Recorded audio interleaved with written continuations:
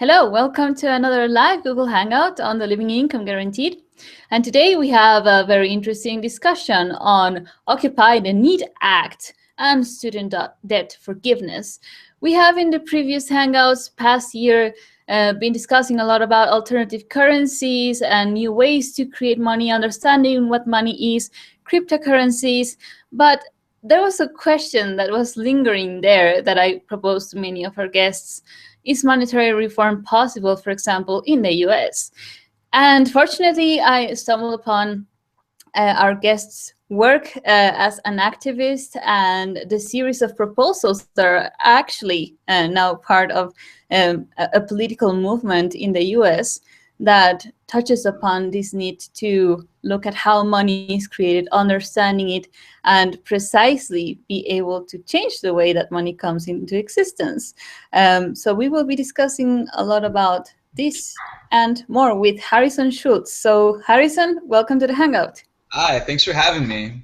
I'm excited to be here talking about this. It's the audience for this issues aren't enough, so thank you very much for your work. Thanks for throwing this together, and thank you very much to anyone in your audience who's out there listening to this.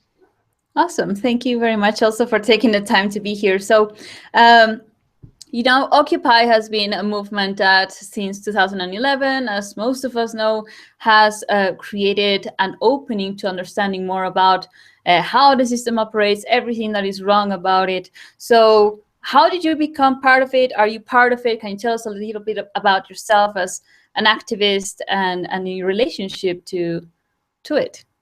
Sure. So, long story, and I'll just try to keep it short. I'll try to give you the broad strokes.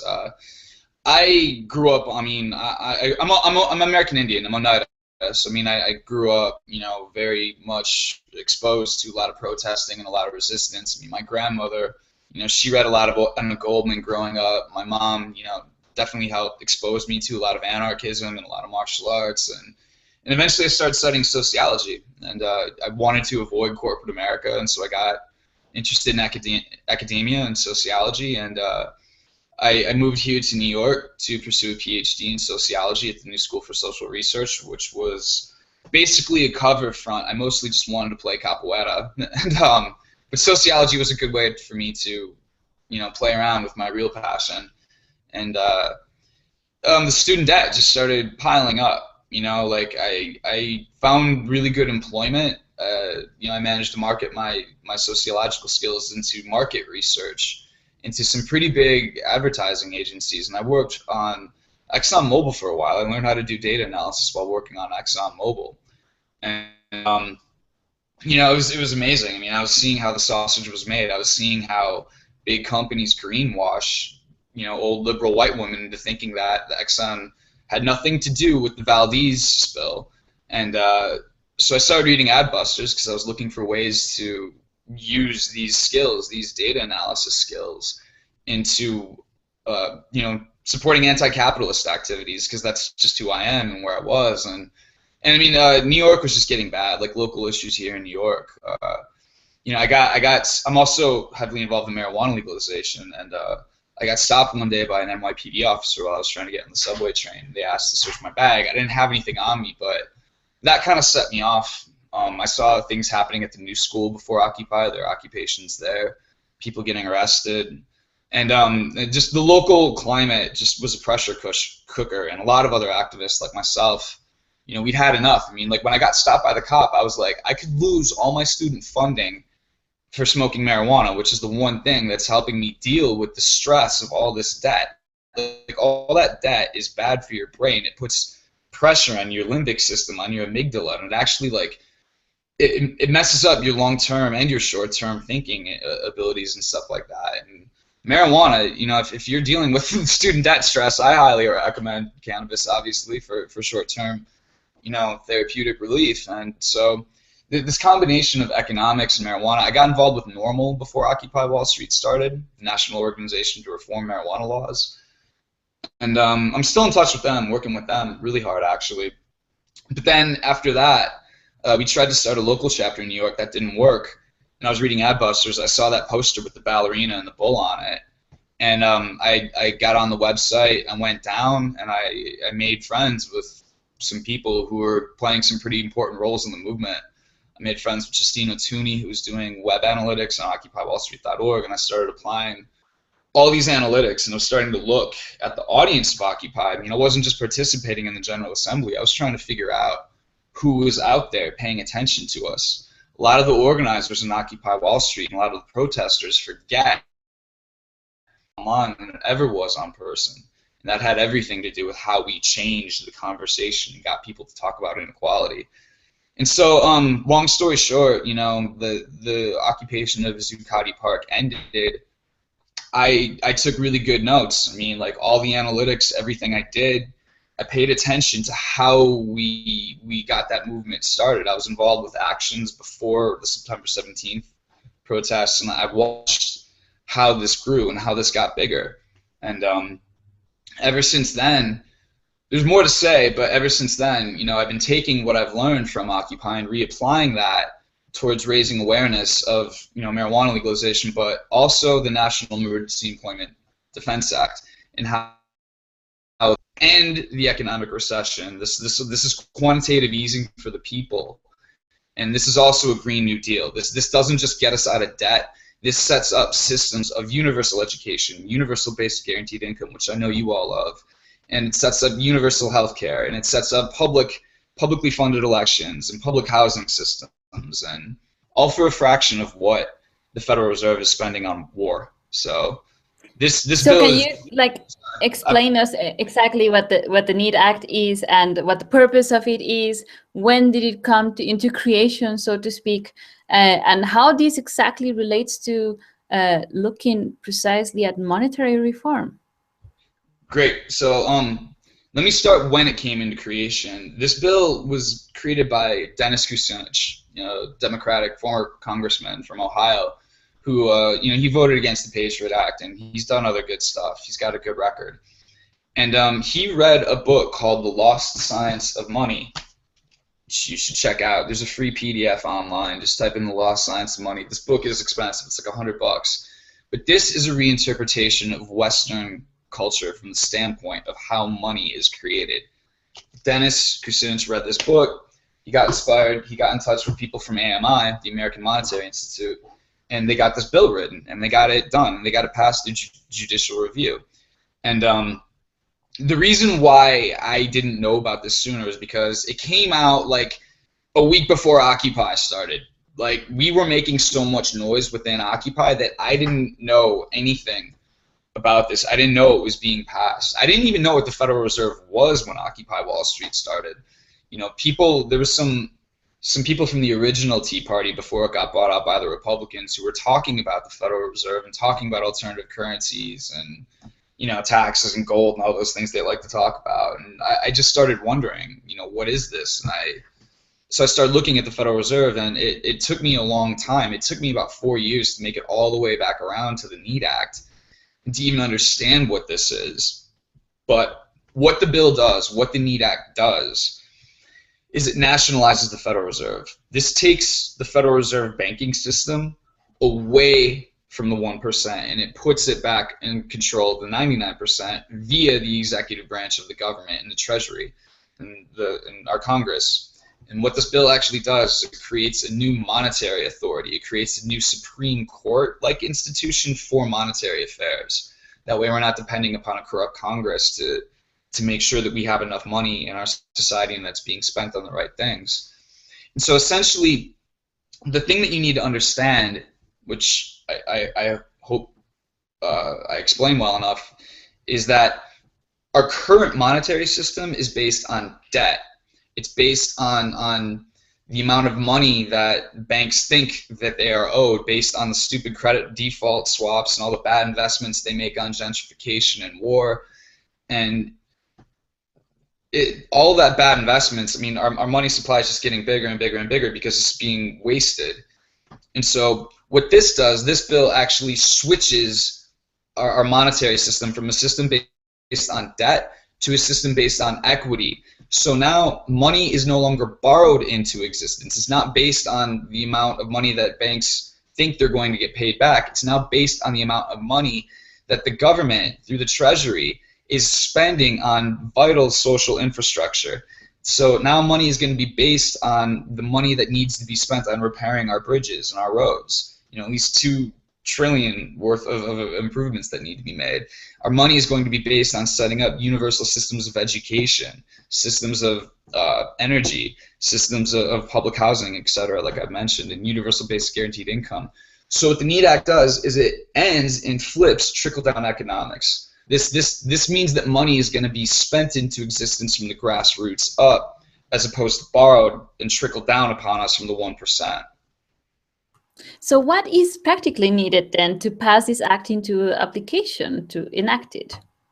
Grassroots action. What we need is an end of the cynicism that all these alternative currency people run around saying that we monetary reform is impossible. Like, of course it's possible. And I don't believe in reinventing the wheel. There's nothing new that's needed here. The way we get this done is the same way that, people in the marijuana reform community have seen marijuana become legalized and recreationally in 4 states. The thing that I saw with Occupy is that these combinations, diversity of tactics works. When we set up these loud, disruptive occupations outside of important, significant public places like the Federal Reserve, and then we combine that with actual education. We tell people to make these phone calls. We show people the bill. Read this bill. Like, what is your demand? Go online, read this bill, then go to find your senator, find your congressperson feature on the government website, and you just call them, and you keep calling them, you keep harassing them over and over again. And we know that this works because this worked for marijuana legalization. It's not as tangible, you don't see it, but these phone calls freak our politicians out. Like, politicians hate having to do their jobs. This costs them money. They have to set up other aides. They log down all those phone calls that they get, and they see those as actual votes. Like, it's not enough for us to actually vote. We actually have to go in and occupy the system more thoroughly. And I think the thing that marks me out from Occupy in large measure is I'm very critical of the left in general. I think that where we are now as the left, we've been so heavily influenced by people like Gandhi and Dr. King, and their interpretation of Henry David Thoreau's work, and this whole idea that we have to constantly step outside the system in order to be, morally upright or to maintain our principles. Like, the more we step outside of the system, the more this minority of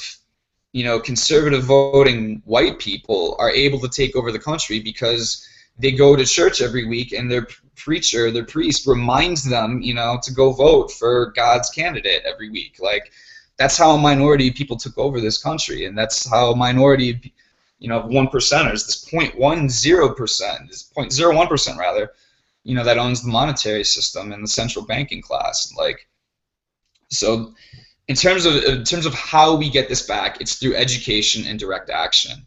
And it's just, we follow the examples of places like Iceland and places like the UK, where there are more robust movements for monetary reform happening. We're big fans of Positive Money UK. We follow them, and we're working on evolving Occupy the NEEDAct into a more formal organization with one of my mentors named Mark Young. We're going to try to turn this group into a group called Real Money USA, and we're just working on straight up emulating Positive Money UK's approach. I absolutely applaud that. I think that it's way long overdue to consider this type of movement. I personally, as I told you before, I was critical of Occupy precisely because it wasn't directly looking at monetary reform, universal basic income as main tenets that I saw would have been a lot more stronger as a political platform from which the movement could have continued. So I'm glad that you're doing that part as well as with everyone that you're working with. So just to clarify for people, what would happen to, for example, the Federal Reserve with the enactment of this legislation? Great question. So what Marx are not saying end the Fed. If you end money, that's when dictators, someone like Mitt Romney with that evil glint in their eye, come through and get to enact martial law. We want the Federal Reserve to continue functioning, but we want to make it function better than it does now. We want to make it function for the 99%.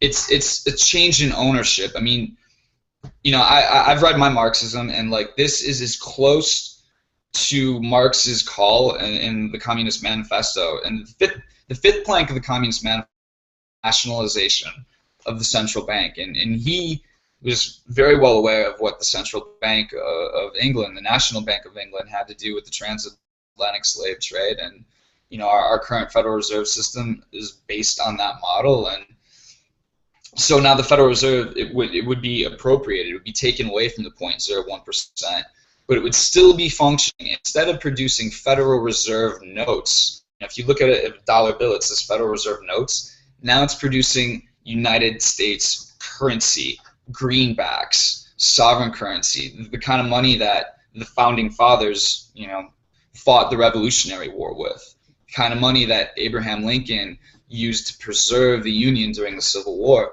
But instead of spending this debt-free interest money, you know, this money that they just printed backed on law, instead of spending that on, you know, war, we're going to spend it on wars on ignorance, wars on poverty, wars on homelessness, wars on hunger, wars on pollution, etc. So that's where this bill becomes really revolutionary. And in terms of what we're going to, so I mean that's what happens with the Federal Reserve. Even the shareholders of the Federal Reserve just get their money back. You know, New Zealand went through a process of nationalizing their central bank, I understand, and there the shareholders actually get some interest paid on their initial investment, like for losing their central bank. Pardon me. But here, I mean, even the owners of the Federal Reserve just get their money back. Like, this bill isn't even punitive enough, in my opinion. I mean, like, go ahead and institute the Robin Hood tax. Go ahead and reinstitute Glass-Steagall just to scare rich people into doing the right things.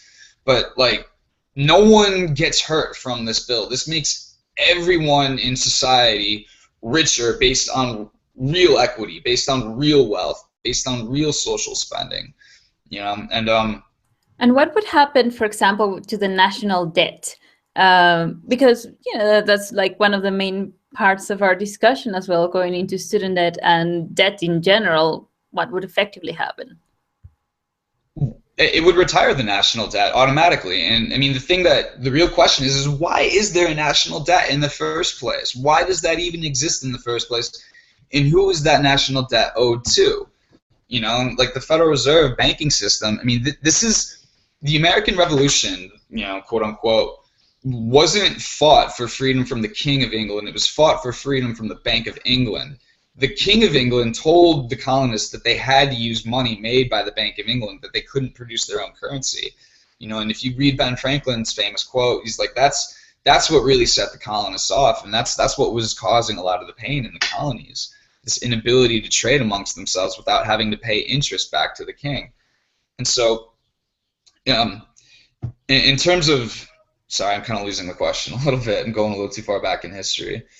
But in terms of the monetary system and the money supply, this is really what the war was all fought about. Like, we were fighting to have our own sovereign currency, our own sovereign system. And the only reason that the continental currencies that we used to fight for freedom from Britain stopped working was because the British government counterfeited them to the point where they were valueless.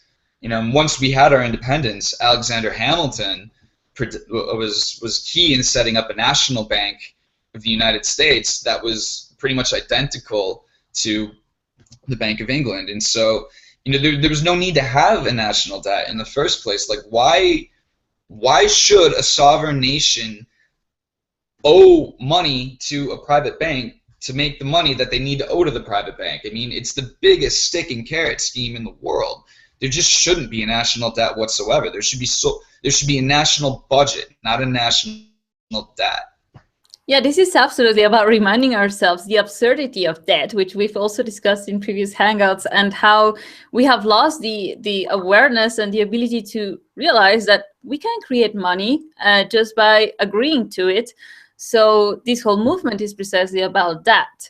And something that really stands out is precisely the nationalization of the creation of money in itself, which is part of the tenets of our proposal as living income guaranteed, which links also into, okay, we can create money. You guys, or in this NEEDAct, there is a proposal of providing a citizen's dividend or a basic income, universal basic income. Can you share with us a little bit about that? Yeah, so this provides the NEEDAct is just a template. Everything written in there, all those different sections, can still be rewritten, before it's passed through Congress. And it's not even difficult to rewrite those after it's been passed through Congress, I've been led to understand. So the citizen's dividend, that can be used to give up everyone in this country up to $10,000, according to one calculation. That's possible. Fixing, that's so we can make that annual. We can make that citizen's dividend something annual. Something else that we can do, another little trick to get universal basic income. The section in there about fixing the Social Security system, about funding that with the Nationalized Federal Reserve. The other thing we can do is we can just drop the age of Social Security from 65 down to birth, and we can just make that, or we can fund Social Security into universal basic income with the NEEDAct and totally complete FDR's Green Deal. And yeah, I mean, this bill is the tool we need to leverage the money that the 99% needs to start funding, all the different recoveries that we need for our infrastructure and for our environment. Yeah, because I want my university. That was also like part of the criticism. Oh, sorry. No, that's cool. Yeah, go for it. That's part of the criticism that we've gathered as well from many people that say, well, are you going to distribute money that is just debt? That's like distributing more slavery and more abuse. That's why we realize that, of course, there has to be a monetary reform, and I've definitely been like a clear advocate on this. Monetary reform plus a basic income, you have a great solution to the system. So it was, I think it's still highly unknown that this is a possibility in the US. There is a movement, which you are talking about now, promoting it. So we need more awareness on it. Why do I advocate this as well, and I support this? Is because the US represents an example to the world. So go ahead. I think the thing about the way Occupy Wall Street started. It started with a lot of outside help. I mean, we were heavily influenced by revolutionaries from Egypt, of course, and people from Spain came over directly to show us what to do. Here's how you live stream. Here's how you do this. And I mean, the international community is going to the international community is already an example for the North American activists who are already working on this, and it's not going to happen without international cooperation, in my opinion. Occupy didn't happen without international cooperation, in my opinion.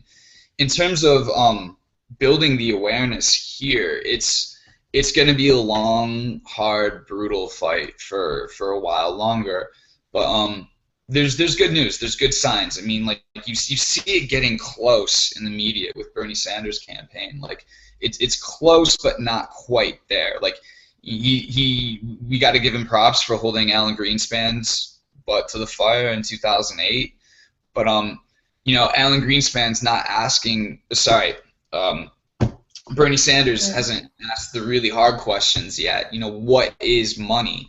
Why do we have a national debt in the first place? Like you were talking about, like that more radical conversation is something that we're going to have to promote ourselves by doing this for the time being until we reach that critical mass, until we get to that critical takeoff point where it becomes geometric. And something else to point out, I think it's really important. There's a TED Talk. I'm sure most of your viewers have come across it, by Erica Chenoweth, about social change. And it's this idea that it only takes about 1% of a population to make a social change.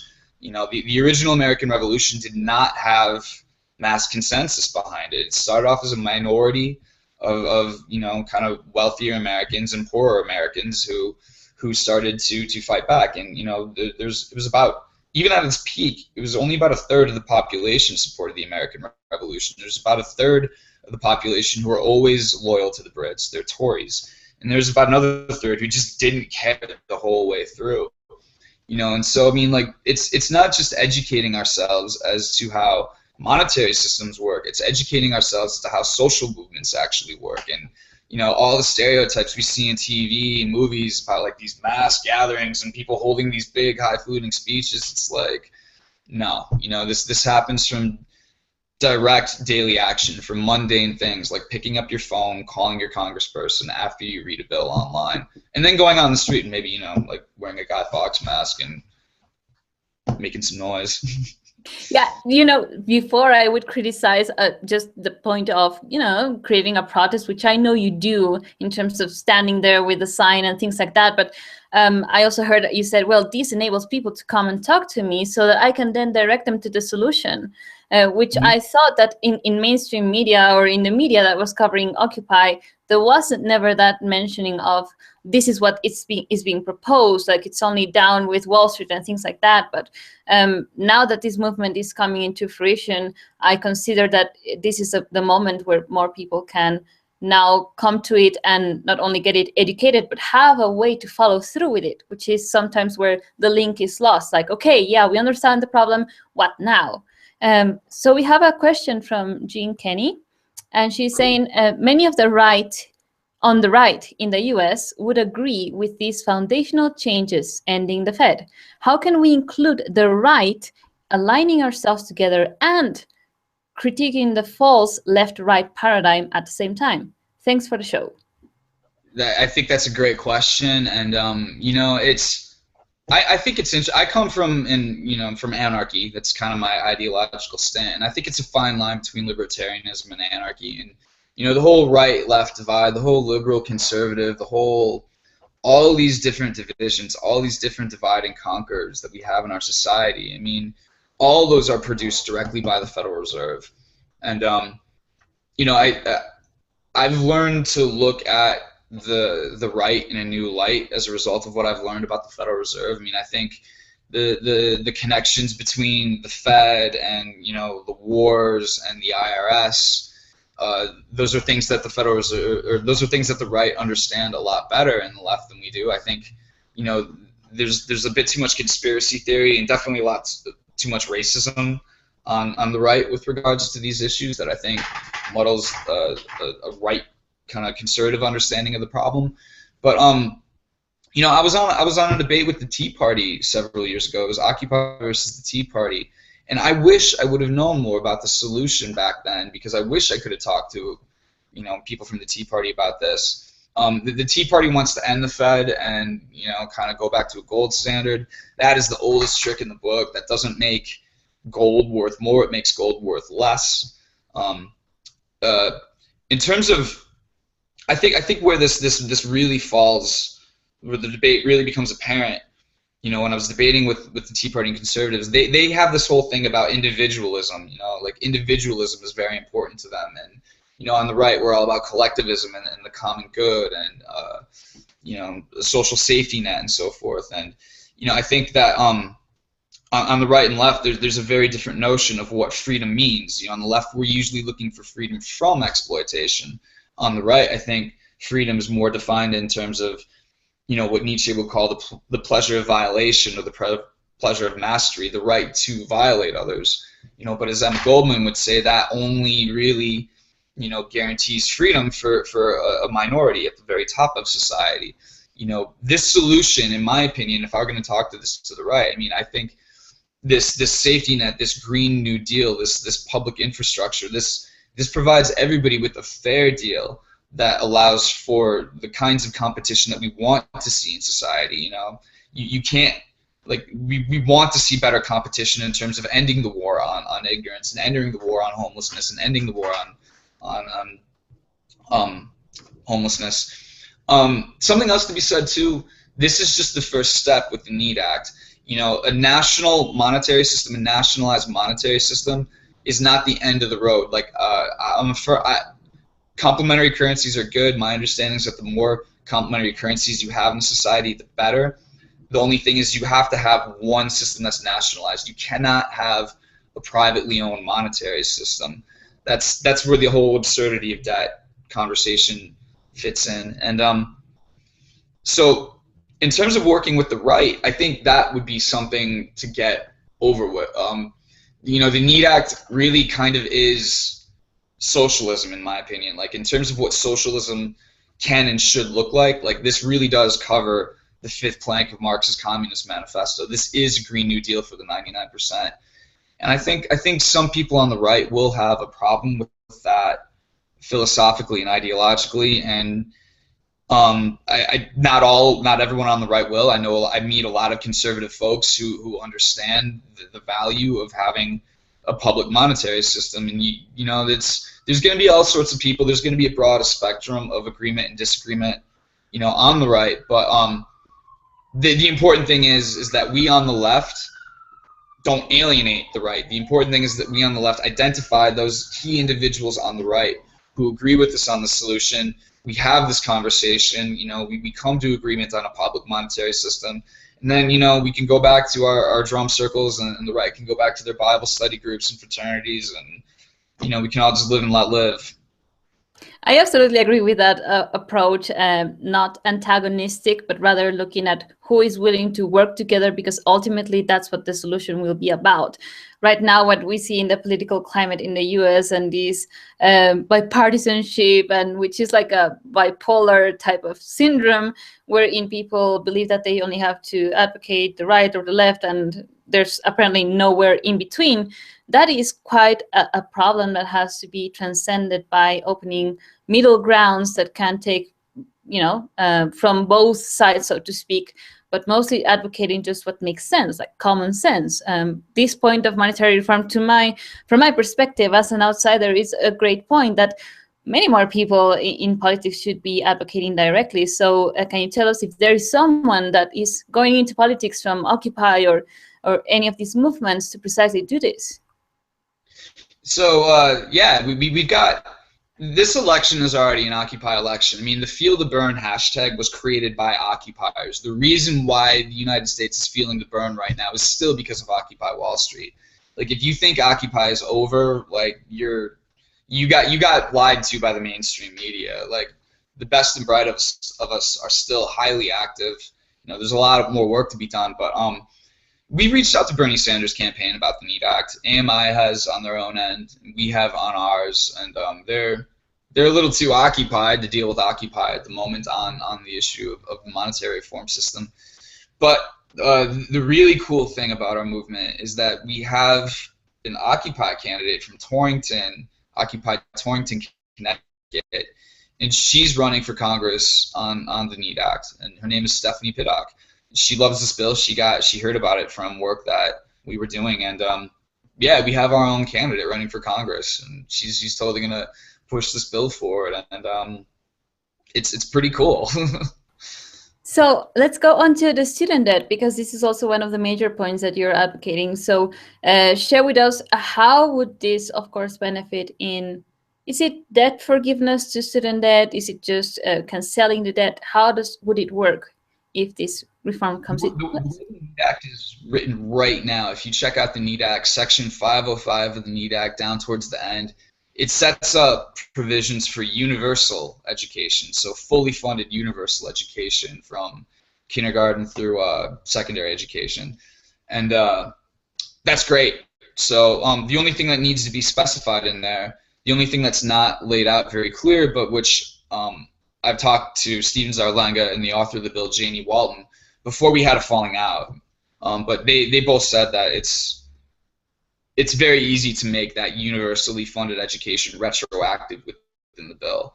So, you know, the way this would actually work, it's like we're calling our Senate, we're calling our Congress representatives, we're telling them, hey, read the NEEDAct, hey, sponsor the NEEDAct, like Stephanie Piddock is, and then, all right, so they're going to sponsor it, and then, like, okay, this is going to go through. You know, there's still going to be more phone calls necessary. Like, it's still like, hey, vote on this provision in the NEEDAct. You know, we need this part done. It's not going to get done overnight. I mean, we're going to have to keep watching the news. We're going to have to keep talking to each other on social media. We're going to have to keep picking up our phones. We're going to have to keep going out in the streets to raise hell every now and then. But we're going to have fun getting it done. I would like to also, getting to the final part of our hangout, what you were mentioning at the beginning, you're a cannabis advocate or pro-legalization. Can you specify or clarify to me what your advocacy is about. And this is a little bit off topic, but from my perspective, it's also very necessary to understand the problems with criminalizing drug use as well. So can you share with us a little bit about that? The war on drugs in this country is the Federal Reserve is the reason why we have a war on drugs in this country. The Federal Reserve is the reason for every war. The domestic wars on terror, the foreign wars on terror, the domestic wars on drugs and poverty. I mean, the Federal Reserve is profiting off of all the arrests, all the searches, all the seizures, all the court fees. I mean, all that money goes right back up to the Federal Reserve. The Federal Reserve makes money out of nothing. It gives it to police departments. Police departments go bust drug dealers, and they auction off their stuff, and then they sell it, and then they give that money that they make from that sale back to the Federal Reserve. You know, the Federal Reserve, all these people busted for low-level marijuana offenses, they are sent to prisons. There are more African American, there are more people of color in our prison system than there ever were on plantations. You know, and these prison systems, they're making things for missions and vests, and they're making equipment to go fight these other wars overseas.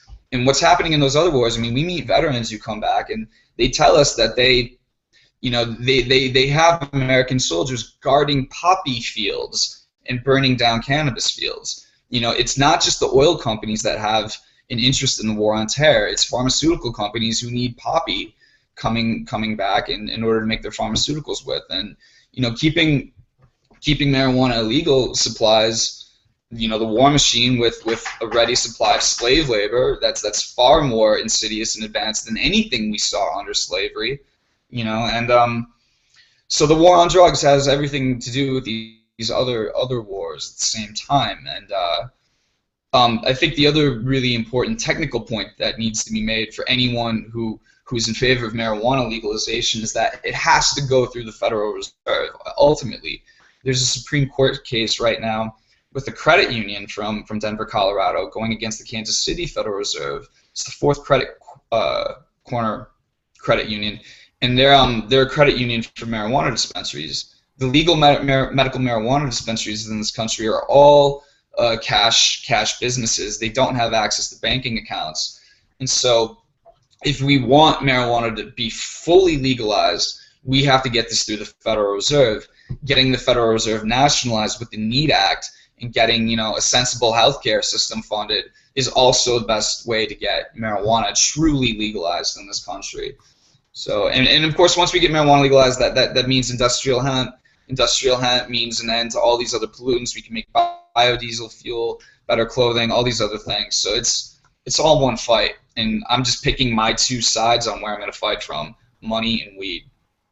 It's actually interesting because I said we're going a little bit out of topic, but it's not. It's actually quite intertwined. And yes, of course, all wars are bankers' wars. Therefore, there is always like follow the money trail, and you will see that it also relates to the war on drugs. And I also wanted to know your perspective because Mexico is always like following what the U.S. does. And last month they were discussing or starting to discuss in the Congress about a potential legalization of the use of marijuana. And something that I always say, I'm not an advocate for the use of it, but decriminalizing precisely for all the things that you've just mentioned in terms of the prison slavery system, that must end, and getting people in jail just for possessing drugs. So how do you see that this would then, could it be a possible way to kind of gather people that, you know, there's more advocates for marijuana legalization that maybe monetary reform, right? Yeah, that's exactly what I do. I mean, we use marijuana as a gateway drug to radical monetary reform. We use marijuana as a gateway drug to a bigger thing. I mean, I do bait and switch all the time. I get people there for a marijuana legalization rally, and then I'll have, you know, a monetary reform expert come in and give a speech at a monetary reform rally. You know, I mean, I'll call for a public smoke out at the Federal Reserve. I'll be like, yo, come down to the Fed. We'll smoke weed here. And we get giant sage joints and such. You tell people they're coming for weed, then you start to tell them about money. And it's kind of a dirty trick. I don't care. I use it all the time. And it's it's easier to understand monetary reform when you start to get people high. I mean, like the brain, when you've got those central processing structures subjected to all this fear and to all this daily stress, it's like you don't want to know how the sausage gets made. You don't want to know just how easily everything could be fixed, because if you did, you have to accept the fact that all of your suffering before that moment was unnecessary and that you could have done something about it sooner. And that's a really, really bitter pill for a lot of people to swallow. And so, you know, just the natural resistance, the natural reluctance that people have to starting a new conversation and to starting a very difficult technical conversation. I mean, I'm constantly using pot. I have some right here. I'm constantly using marijuana to bridge that conversation and to just make it easier to understand and get people's synapses opened so that you can talk about this stuff. I agree very much with kind of creating a synergy between the movements and getting people into questioning things that will actually change the system, to also getting people out of prison for, you know, marijuana possession, for example, or use, and then gear all of these people to a greater awakening, so to speak. As you said, there's a lot to be done. It's not only monetary reform that will do the trick. There's a lot of like personal change that I'm aware that you're also advocating. Can you share a little bit about that, if you want, just to finalize the hangout? The personal change necessary, as well as, you know, being a world system activist, so to speak. Oh, like how do we embody the kind of change we want to see? Exactly. Yeah, man, I mean that's the trick. How do we live lifestyles that we actually don't object to in the midst of this total catastrophic kind of situation? You know, in terms of like embodying the kind of change I want to see, I mean, like I think it's, damn, that's a really hard question. And the personal changes I want to see, you know, I mean, I want to live in a society where people just have more time to eat better food and work out and read and absorb better knowledge. And you know, I mean, I gave up a lot. I made a lot of sacrifices for this movement that I don't want to see other people have to make. You know, I was homeless over the summer. I got kicked out of my home because I couldn't afford the rent there. I moved into a new home, spent a lot of student debt, and man, I mean, in terms of the personal changes that we have to make, you have no excuse. Like, you know, it's all about finding those personal habits that are going to give you the energy you need at the end of your workday to push even further. And to read like the NEEDAct, to read all this extra education. Like, as hard as it is to survive in this economy, you still have to rise above it personally. And like for me, I mean, I do a lot of martial arts. I play a lot of capoeira. I teach pickup lessons. You know, I'm very interested in sexual revolution as well. That's a whole other conversation. But I teach men and women different seduction skills. I teach people martial arts, and you know, I am interested in insurrection. I am interested in what a violent insurrection would actually look like, you know, from the masses. And like, again, get rid of all these Hollywood stereotypes. Like, I'm interested in teaching people martial arts, specifically capoeira. I've been playing capoeira. It's an Afro-Brazilian martial art. It's the most effective martial art there is at fighting slavery. I'm interested in parkour, French martial art, running over buildings and stuff like that. I'm good at judo and jiu-jitsu. I love those things too.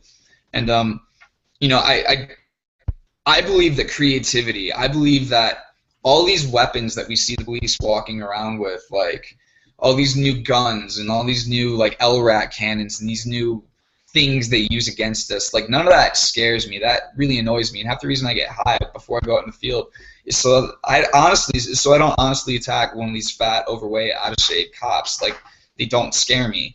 You know, and I want to see other people feel that.